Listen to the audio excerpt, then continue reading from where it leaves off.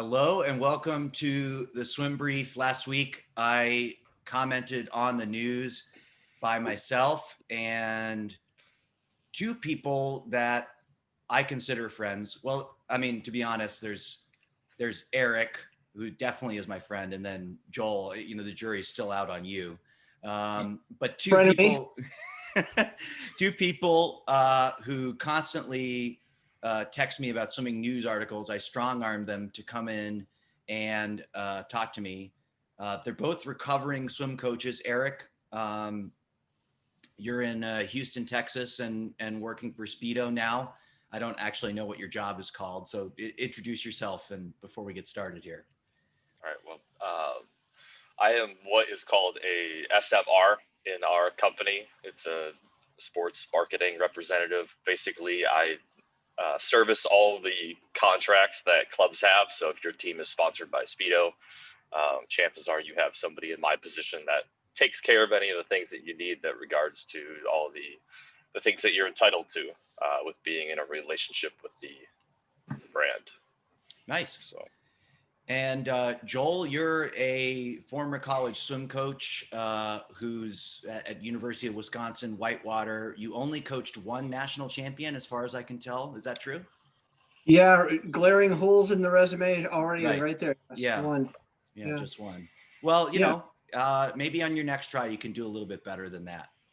I don't know. Right now I'm kind of loving the life as a snack boy for my 7-year-old. That's all I do is he does a Zoom meeting and I go make chicken nuggets and bring some Cheetos and just keep feeding the beast. Yeah.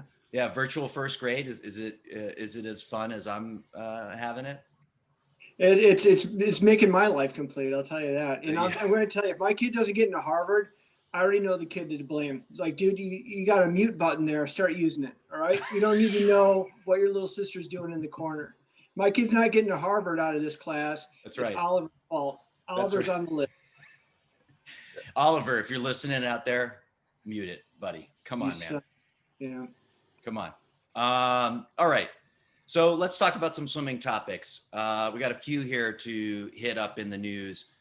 First one, the TYR Pro Series. That's just concluded. We had one in San Antonio and one in Richmond this past weekend. Erik, initial thoughts. What did you think about the series? The first thing that came to mind was just seeing the pre-meet scratches. Once the rules came out as far as having to travel early on, thought it was just a matter of time before people just started falling off, and we started seeing a lot of big names just dip out, stay home, swim at inner squads, things like that. Be interesting to see. There wasn't a lot of commentary about it in totality on swimming news when it comes to how they reacted to it. Some of them had the bubble in ISL, but it seems like this is what we're seeing this weekend is probably just a beta test for what we're probably going to see at trials, with people having to be in 4 or 5 days early, which is going to be an interesting travel request and requirement on people when it comes to budget. So be curious to see what USA Swimming does with that. Um, Other than that, it was a lot of the same themes from all of the athletes in interviews and talking about races. They're grinding in the middle of winter training, rusty from no long course racing for almost an entire year. Yeah. Um, so it was, there's a couple things here or there, but I don't want to take all the talking points. But those are some of the things that stood out to me most, is being able to handle that travel, and then what did they respond with when it came to long course for the first time in 10 to 12 months. Yeah. I mean, I have this counter running in the back of my head that's like Olympic trials is in 5 months. It's very soon, and it's weirdly, because of the times we live in, it feels like it's not that close in certain ways. That it just the meets themselves don't have the same sense of urgency. It's more a feeling of like, can we even pull this off? I think your description of it as a beta test is spot on. I mean, and I'm sort of waiting for, like, I don't know what USA Swimming's D-Day is for when would they have to say, hey, trials is not going to be this, 2,000 person meet. Because it seems very impossible that it will be that at this moment. I know like we're all waiting for vaccines, and I guess, a lot of the sort of more ambitious vaccination schedules have a significant part of the US population vaccinated by the time trials rolls around. But I just don't know what it's going to look like. And I have to be honest, Joel, you can follow up on this. I did not watch any of the Pro Series. I was a little bit. I was only slightly ashamed to admit that. What I do want to say is, I am really frustrated. Like, as somebody who's a fan of swimming, I find the Pro Series product to be very disappointing. And what I mean by that is, like, the racing really sort of lacks urgency. And for all the other complaints you might have about the ISL, the fact that it was broadcast in the middle of the night here in US time, like, the racing was great. And even though I wasn't waking up at that time, like, I watched some racing because it was like, the stuff was really, really high quality, and there were some stakes. I think they could fix the scoring so, your average person could have any idea what the heck's going on, like team competition wise, but they have nailed it in terms of that. And you can see that the Pro Series is still sort of like a previous generation's racing opportunity. Like, I don't know. The more the older I get, the more frustrated I get of this idea that we're going to have this big competition and people are going to be so off of what their sort of peak level is. And there's going to be this sort of arcane swimming explanation for why that is. I don't know. What do you think, Joel? The thing, I haven't watched any of the things either, really. It's kind of like, if you have NFL Red Zone, I'm not going to watch any of the Jaguars games. It's like just so many of the touchdowns. And so, like, the same thing with this is, like, eventually whatever the cool swim is, it's going to be on like a clip that's going to get sent to my feed, and like I'll watch the cool stuff, and I'm like, but I'm not going to sit there and get up late and watch the thing. It's like I got SpongeBob going on, I got chicken nuggets to make, but then I'll watch the swims, and some of the swims are really cool. It's fun to watch that. And it's nice to be able to have a bunch of things where you can try some new technique things. Like I saw some clips of the woman doing the 2-hand touch flip turn, things like that. And again, it's nice to have that, but again, it's not a package I'm really going to sit down. I'm going to watch a dual meet, right now, but it's nice to get those kind of clips and things like that, and kind of feeding into that. And so I'm wondering if any way that's going to change the sport, if all of a sudden, like, hey, we've got to make this a marketable entity, in which case, like, goodbye mile, goodbye 4 IM, let's go 100 IM, let's go 50, let's go 25, and so again, maybe because I'm out of the sport a little bit more, I always kind of wonder what's the next step, what's going to happen from here. And you think, like, speaking of the NFL Red Zone package, you're like, what happens with when you professionalize any kind of sport? You think about, like, when a kid joins football, you're like, well, I want him to learn sportsmanship, I want him to learn teamwork, I want him to be healthy, all this other stuff. And then at some point that ends. If I'm paying $150 to watch the Packers play, I'm really not concerned if Aaron Rodgers made a good friend that day. I really don't care if all of a sudden, they lost, but geez, I think they got some good sportsmanship skills out of that. And I'm not $150. No, I want, let's see, bulk up, let's throw something. Right. And that trickles down, and that comes into Division I sports, where all of a sudden, you've got Alabama football. The same thing. Are we really concerned about sportsmanship development, things like that going, where it becomes, I wouldn't say it's professional. Well, I would say it's professional, but the NCAA wouldn't say it's professional. Not quite yet. Not yet. And then it's like, but it's become sport entertainment, I guess. Right. Where it's not so much about the sport. It's not about those ideals that we all got into coaching for. It's about what's that bottom line? Are you winning? Because really that's how that coach is going to keep the job. All of a sudden, Nick Saban's 0-12. A lot of those quotes just aren't as cute anymore. Right. He's out. And so I'm not saying that could happen in swimming, but maybe it does. And that's the thing, is that sometimes you kind of want to know those questions. Like, now it's not so much about, hey, how's this kid doing with this? It's like, did you win this event or not? And Erik, you kind of deal with, the professional sports in a sense with, Speedo or TYR or whatever the brand is that is sponsoring a certain athlete. Again, I don't know if they're so concerned about them making friendships and sportsmanship and the things in health and promoting, as much as like, well, did you get a world record? That's this level of pay, or did you get this? That's this level of pay. And so also it starts becoming less and less about the sport that, I grew up, enjoying and wanting to coach, and also it becomes kind of in the clubs now. Well, is my son or daughter going to get a scholarship? We're committing. I want the scholarship though, and what kind of a package are we going to get out of it? And so in a sense, that sport entertainment or that professionalism trickles down into 13-year-old kids. Well, I would say, Joel, first of all, if you want your kid to get into Harvard, you got to start competing with the other parents right now. That's what I've learned. Is it's not about your kid, it's about you competing. I live on the West Coast, which is nice because over on the East Coast, you got the sword of Harvard and Yale just dangling over every kid in kindergarten. Like, that's right. I don't know. This painting doesn't look like it's going to be a Harvard material. I don't think we're getting anywhere, kid. How about how about some JUCO?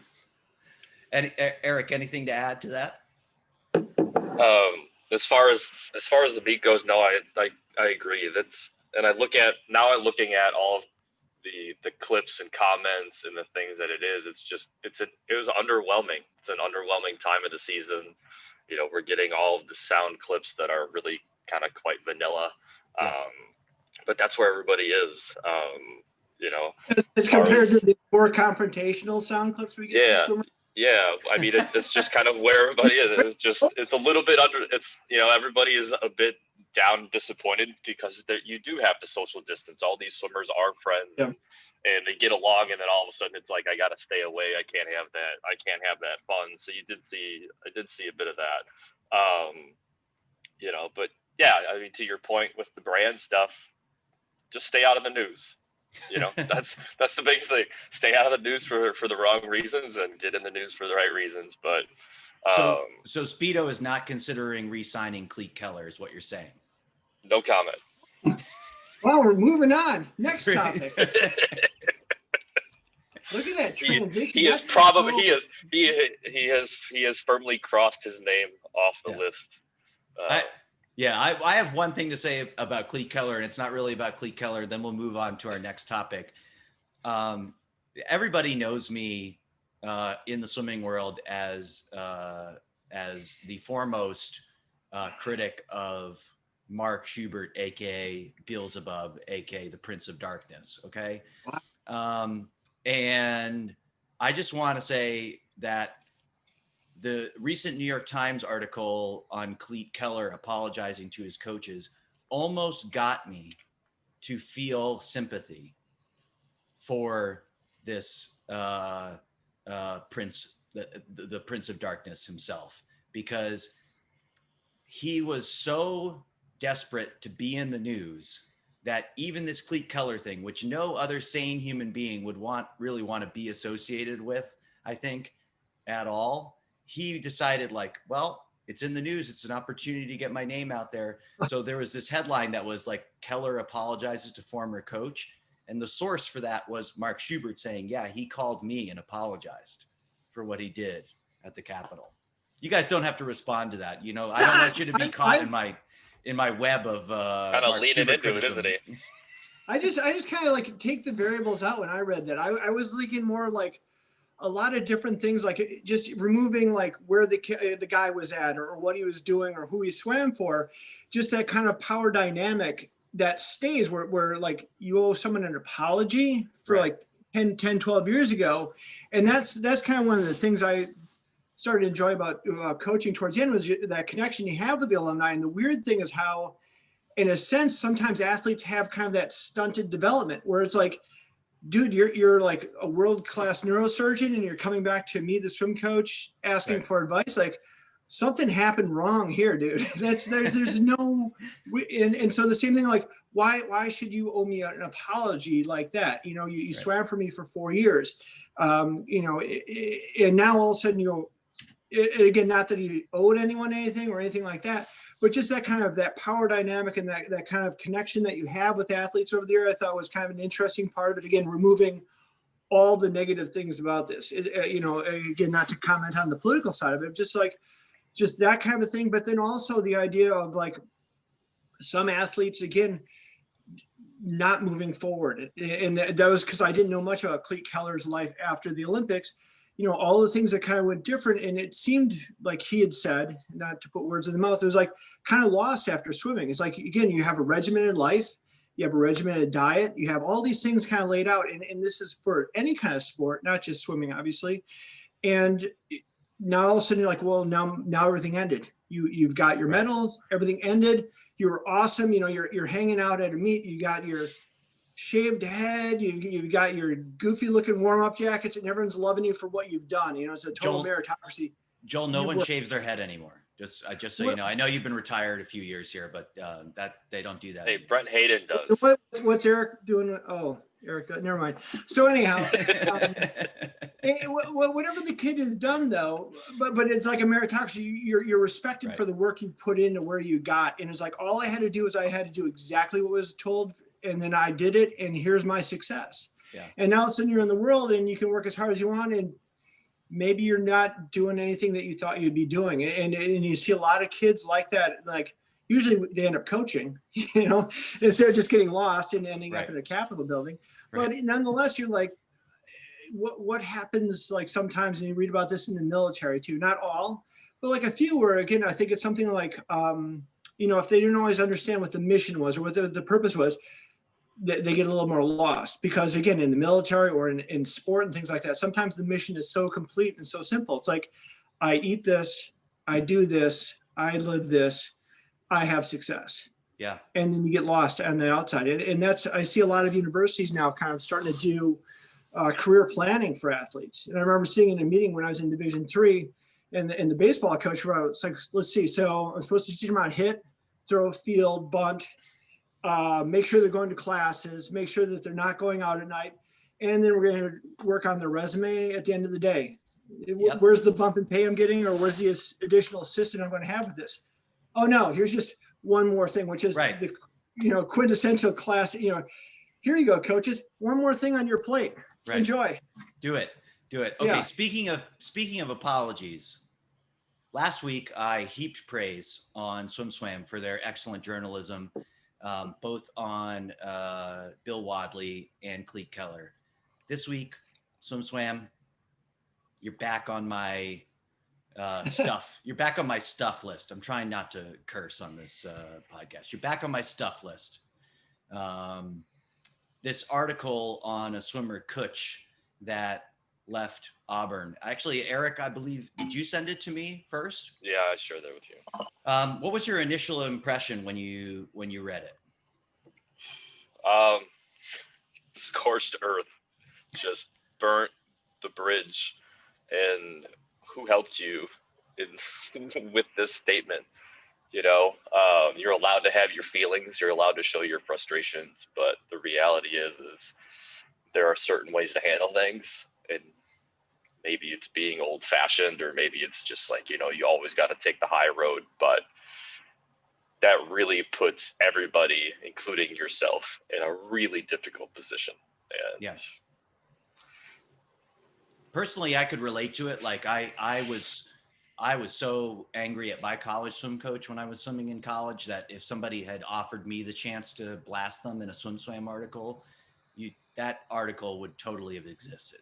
I mean, like that I would have been Kutsch if anybody cared about how Chris DeSantis felt about Colby swimming and diving. Like I would have just fully put it on blast.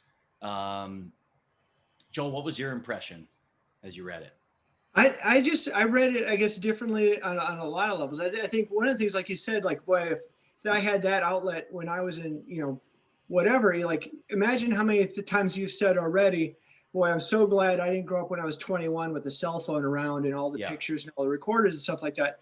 Well, these kids are. And so again, how many kids feel like that, or how many kids feel like that at any given moment? I feel You like could there's multiple kids per college team per season that leave and they're pissed at the coach and probably could say something like that.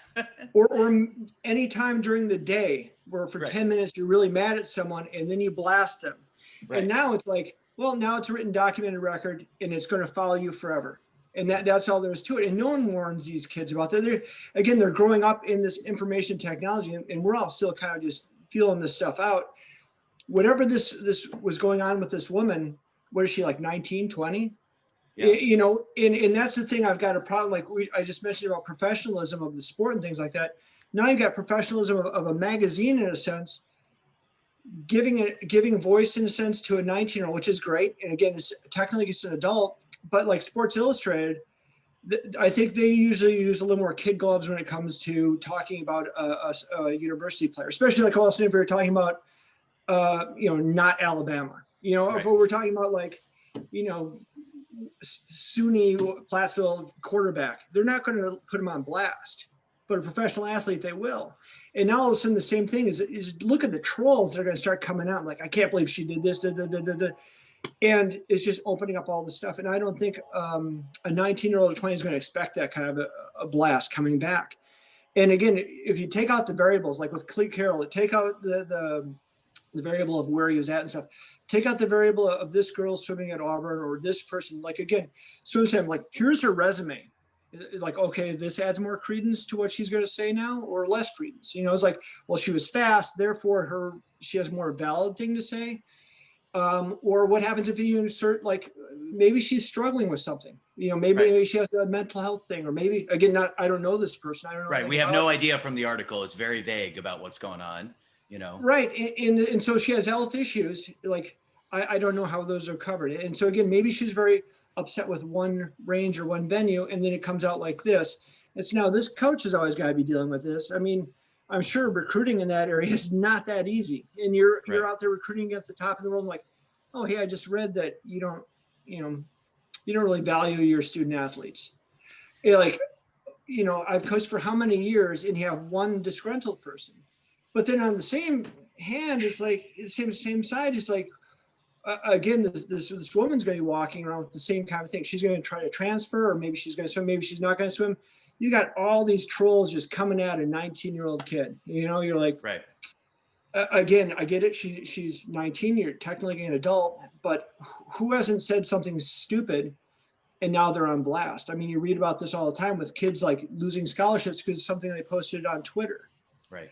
And you're like, when do you live that down? I guess so. One thing I want to say is, first, I just sort of have to acknowledge, like, Gary Taylor. I've had him on my podcast. He's somebody I would consider a friend. When I was coaching at Georgia Tech, he was at Florida State, and then NC State for the last year I was coaching there. We stayed in touch. Like I toured him around Denmark for an entire day when Anton Ibsen was trying to make the Danish Olympic team. So I take what I'm about to say with all the bias in the world, because I think he's a wonderful person. I think he's a very nice person. In fact, if he's made mistakes in his life, I would guess that most of them have been being too nice. But when I read this reads like a hit piece on Gary Taylor.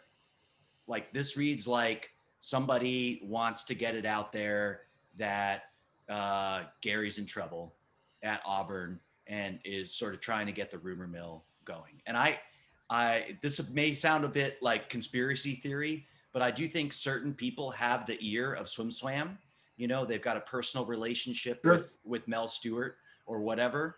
And that factors in to what gets covered and how it gets covered in there. And that's just something to acknowledge. I think that's something we're dealing society-wise, like writ large, with larger platforms. SwimSwam is a platform, right? And we've just seen like our former president banned from Twitter, and we're all having a debate, free speech, blah blah blah. I think most people can agree it shouldn't be up to Jack Dorsey or Mark Zuckerberg, like whether they like you at the moment. whether you should be on a platform, like you should have some rules and they should be enforced. And in this situation, I just feel like, Gary Taylor's not on the, he's not on the in list at SwimSwam. So this kind of stuff gets published. And then, you've got a bunch of people in the comments who definitely have a knife to sharpen against Gary as well. And on some level, that just really pisses me off because And it I like doesn't him. have to be a bunch of people. It could be one person. I'm coming back. I'm Swim Mom 92 and I hate him, and then, I'm Swim Dad. And they can do that. But also the whole, how they make their money. It's basically a click. And so like, hey, if we can throw this log on the fire and it's going to get some more clicks, again, you can just throw things in there. Again, it's like, it's a sports thing wrapped in a tabloid, and it's all about the clicks. And again, they want to make money. Then here, let's throw something controversial out there. And if it's not controversial, let's make it controversial, and we'll throw it out there, and we'll make some money off of this.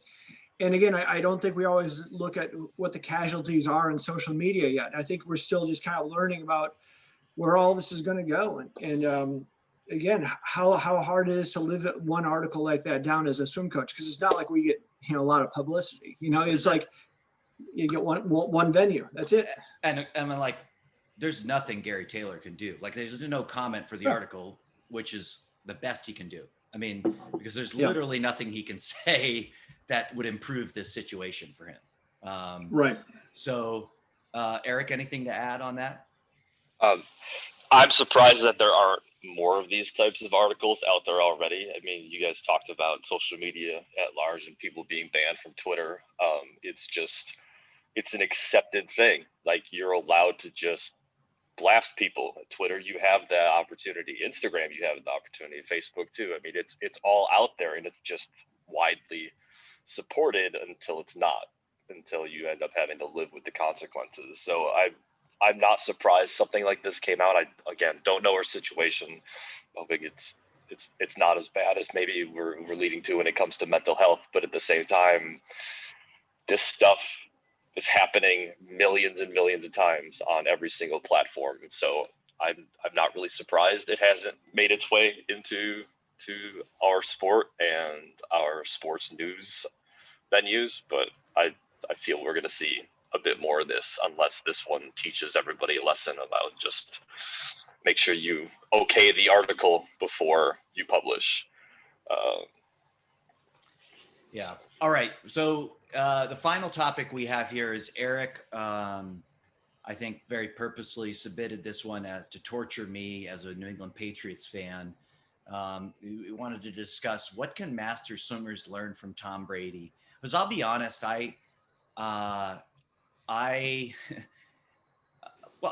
first off, I'm a huge Tom Brady fan in the sense that I think he's been a really great player for the Patriots. And I get like a little bit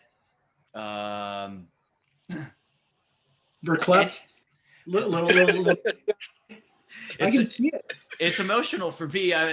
It's hard to see him in another uniform. It really is.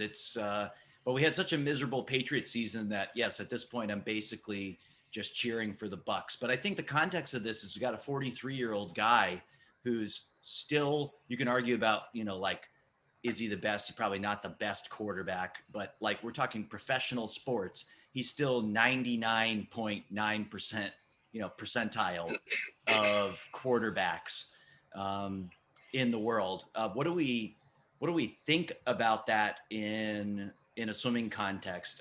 Erik, I'm going to go to you first, and then I'll round this one up. Sure. First of all, Tom Brady's playing our Packers this weekend. So you guys are both Packers fans, right? Ooh. I know I am. I'm hoping Joel still is. Otherwise, I don't know if we can be friends. But I think it's just more, even so much Tom Brady, as you look at all of the quarterbacks that are having success this year. Rodgers, Breeze, Fitzpatrick, he's a Harvard guy, I think, right? One of your elitist friends. That's right. Rivers just retired, and there's Roethlisberger. But so many different factors that go into it, like having strong offensive line or whatever, but these guys are taking care of themselves. I'm sure they're not doing 2 practices a day. The last 5 years of their career, they're out there in August sweating their butts off. They're being smart with what they're doing in their recovery and their training. I mean, they've got to be training to be an elite level. They've done all that base work, so to speak. But I can't imagine that if you're going to be able to maybe equate this to swimming, and I'll give you a recent example. I swim every morning, and Monday, Wednesday, Friday, there's a master's group before the time period that I swim at my local Y, and Monday's practice for this master's group was 10 300s. There's nothing wrong with that, but if there's anybody that's in that group that is looking to maybe race shorter distances at 50, 55, 60 years old, are those 10 300s going to get you through that 50 fly that you want to get through? I mean, just putting a little bit more thought into here we are. We're 35 minutes in. We finally got to the works part where you guys give me stuff about You're the one doing $2,000 straight, man. Well, no, that's my personal workouts. Yeah.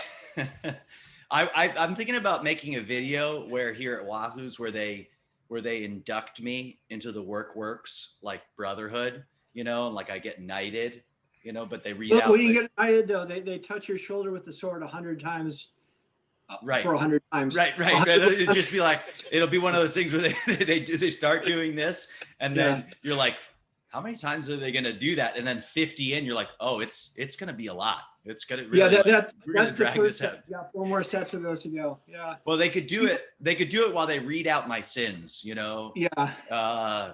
Do you renounce your commitment to ultra short race pace training? Do you, we have that one in the works. I don't know if we're really going to do it, but isn't the best, I don't know what you think, Joel, you don't have to actually answer this at all, but isn't the best analog for Tom Brady, Dara Torres? Yeah. Actually, I thought you guys were going the whole different route with this, with switching. I thought basically like as a master swimmer, you learn that if you hate your coach, you go to Florida and you start swimming there. I thought that was the master's analogy, but yeah, I think like a Dara Torres and things like that, where part of it is probably just all of a sudden mentally start going, hey, I can keep competing. There is someone that's going at a high level. I can still do that. It used to be football, like 30 was the ancient person. Like, oh my God, he's playing when he's 30, or you're swimming when you're 24. That's insane.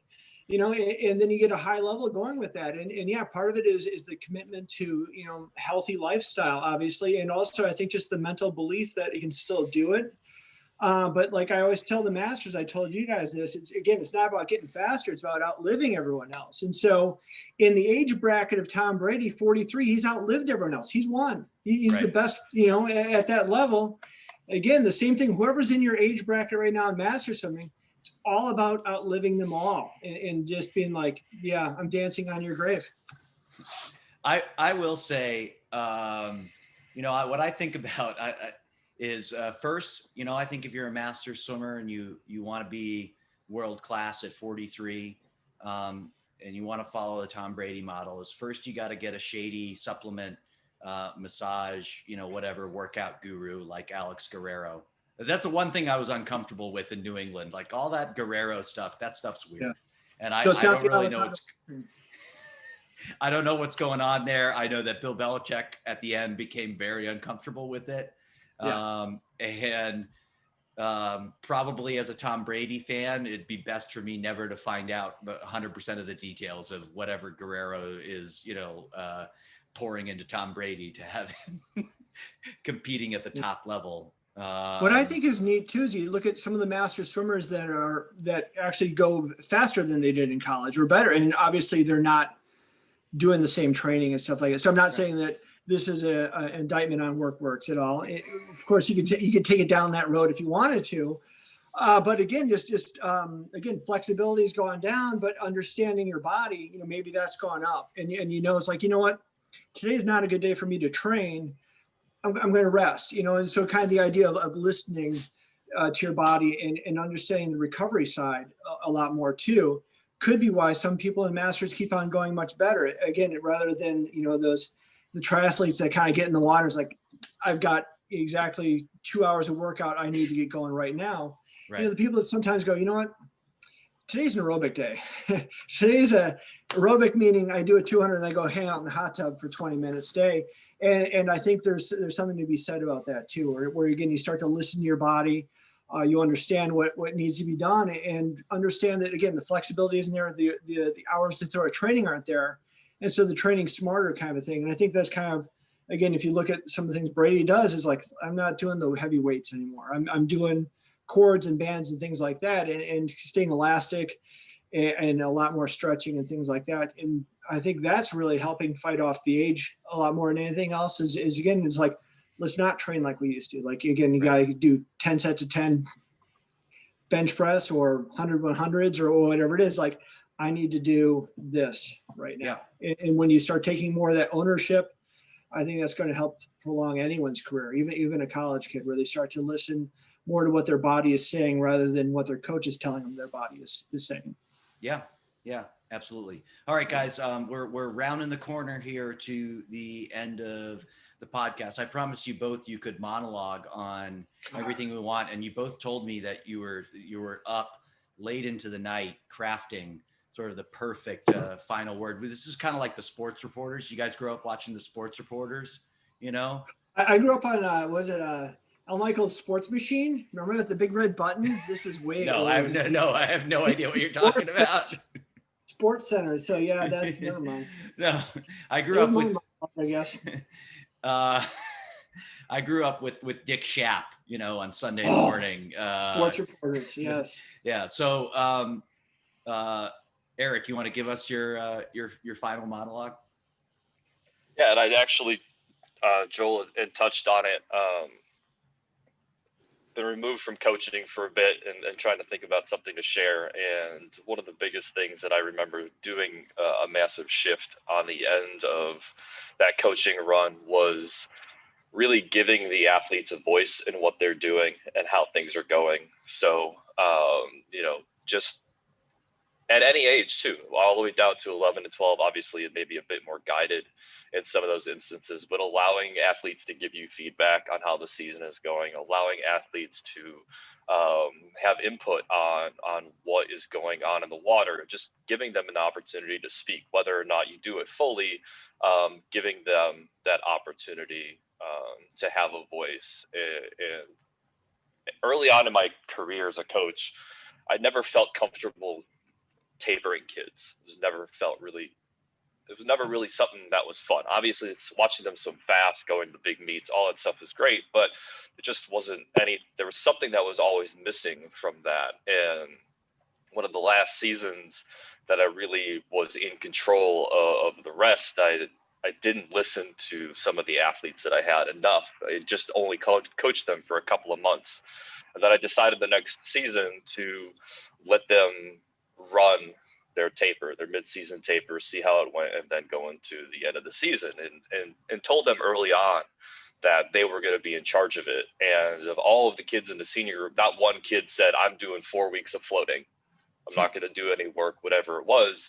They really took to heart that I was letting them control the end of the season. And that changed the way that they swam from day to day. And then within the end of the season, very, very vocal, actually having conversations. And I think that when we talk about giving kids the opportunity to grow, be more self-sufficient, be able to handle those transition points in their life, so they don't end up doing some of the things that some of these athletes have done after their careers, that they're a bit more prepared and they're doing a little bit more critical thinking and reflection. So listen to your swimmers, let them be a part of the process, let go of some of that control, and watch them flourish.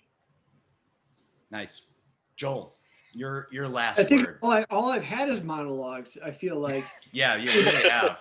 So what I've noticed, besides the East Coast bias that we have on this thus far, having to talk about Tom Brady, et cetera, is me having to get up so damn early to do this. Right. And I realized, like, I'm feeling exhausted and then heavily caffeinated. And I haven't felt like this since I started coaching. Right. Was coaching. And so, like, for 20 years, that's all I felt: exhausted, heavily caffeinated, back to exhausted again.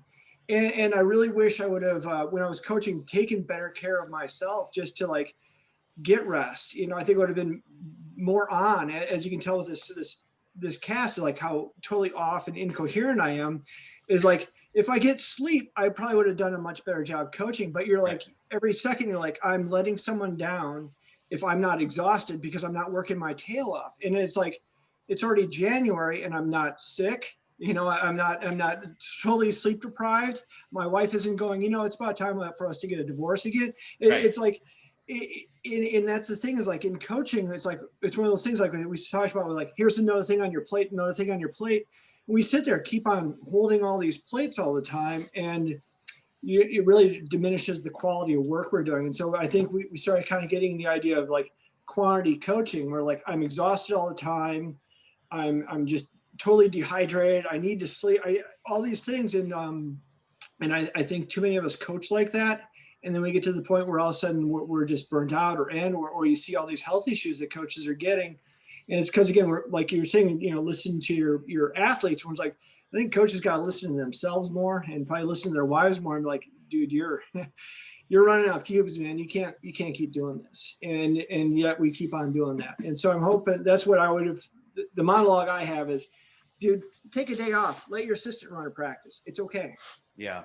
Yeah, I both of you, on that note, everybody should listen to my podcast with Ricky Clausen from Denmark, because I'm like cheering so hard for his success.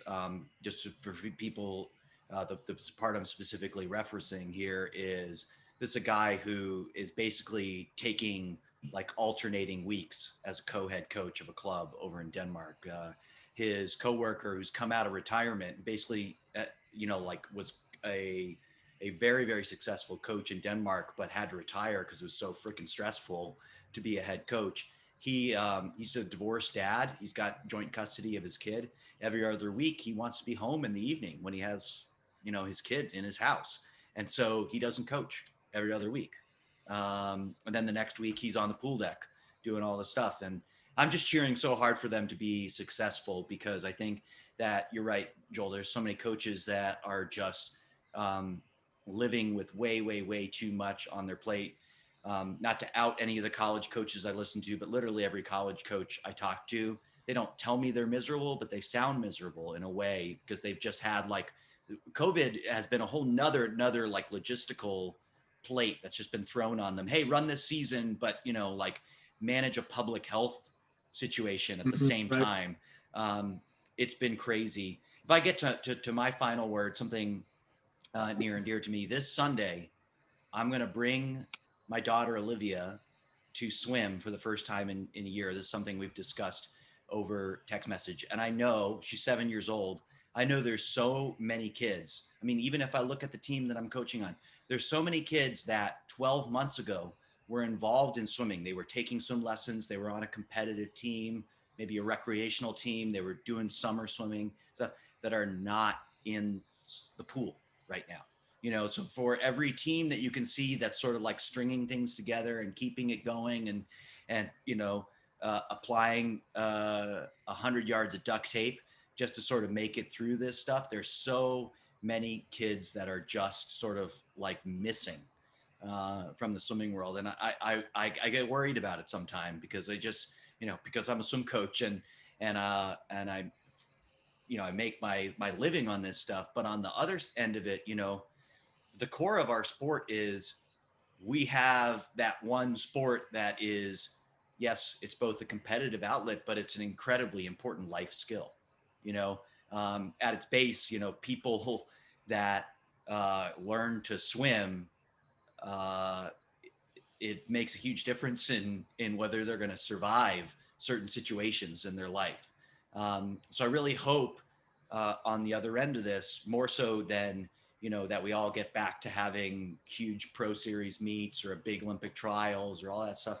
I really hope, renewed focus on the fact that, we're teaching this life skill, something that can save your life, can save the life of somebody, that we're able to get more kids, some of these lost kids back into the sport, and that there's a way to build things up again. I'm sure the Olympics will help. you know, as they almost always do. But it's vitally important, something that's going on right now. And they got to get their extracurriculars in if they want to get into Harvard. So That's right. That's right. You know. That's right. And if they go to Cornell, you know, if they have to go to their safety school, Cornell, right, they have to pass the swim test there anyway. So, you know, like you gotta be ready. yeah. All right. Thanks, Joel. Thanks, Erik. This is really fun. You bet. I'll let you know what other people think of this. You know, and then at least we'll at least bring Erik back for next week. I'll let you know what Speedo thinks of this. Tell them, look, it's all water under the bridge. Any criticisms I've made of Speedo, they're welcome to advertise. We're looking for you. Look, they have not moved into the podcast space. Yeah. There's my kid's 7. He needs a tech suit. So let's get going here. yeah, that's right. Yeah. That's right. So I if you need want that to age sponsor- group. I need that age group legal tech suit. That's the key. We got him. Okay. Bye, guys. Yeah. See ya. Thanks.